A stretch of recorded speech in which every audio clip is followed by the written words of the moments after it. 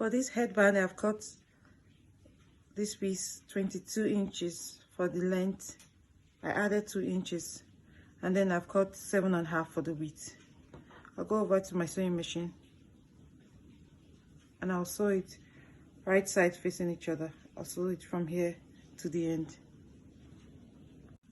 So after joining it, you turn it inside out, and then you take the both edges, you look for the midpoint. Here's the midpoint on this side, and then you place it here like this,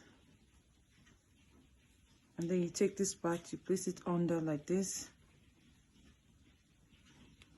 and then you place this part on top.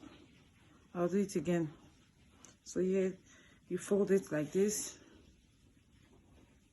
and then you take both sides, you take the midpoint on this side, you place it on this midpoint, you take this one, you bring it under, and then you put this one on top, and then you go over to your sewing machine and stitch it like this. And then voila, you have your headband.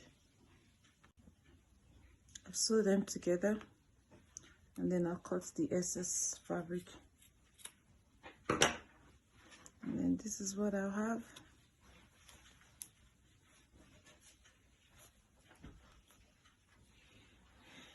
My headband is ready. So here's the headband.